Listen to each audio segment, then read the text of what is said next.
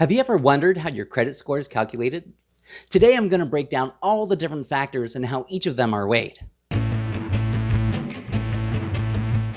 This episode is part 4 of a mini-series on improving your credit score.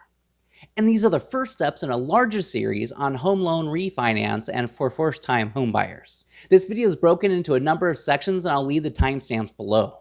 So get out your notepad and be on the lookout for Mike's hot tips throughout this video. And as always, before we start, do all the things. Like, comment, subscribe, and click the bell below. And with that, let's dive in. Length of credit history. Length of credit history will count for 15% of your total credit calculation.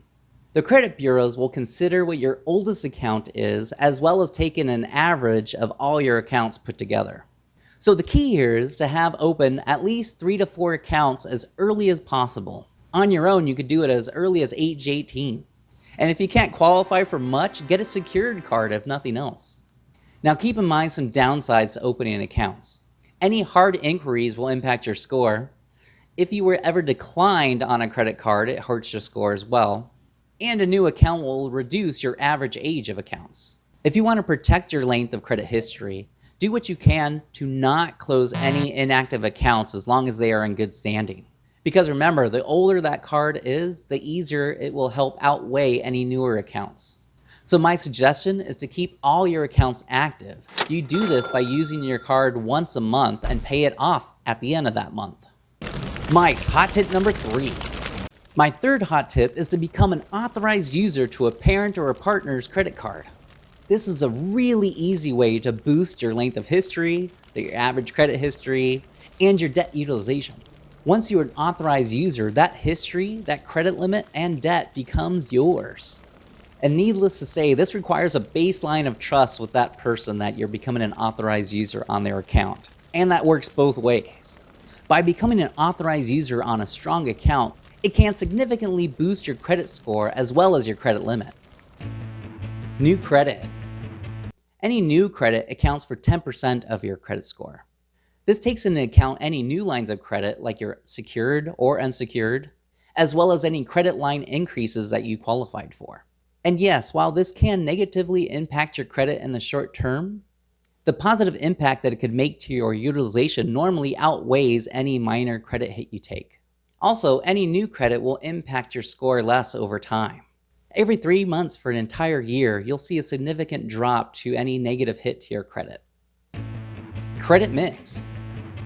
The last factor affecting your credit score is your credit mix, which accounts for 10%. This takes into account any bank cards, retailer cards, your utilities if it's on your credit report, your car loans, student loans, home loans, personal loans.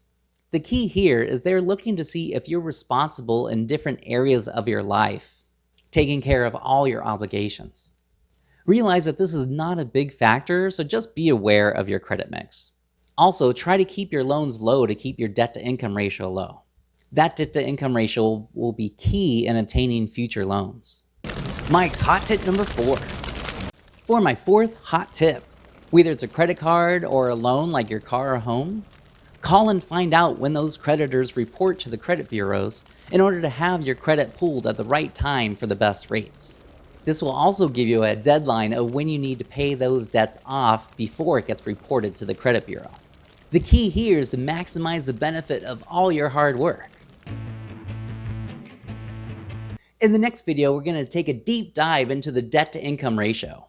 This will be a key factor when discussing these home loan hacks. Okay, that's it for this session. Don't forget to click below for your free credit workbook and budget templates. Remember to do all the YouTube things for more videos like this, and I'll see you next time.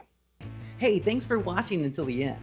If you have found value in this video, please consider clicking the like button, subscribe, and comment down below with your feedback and questions.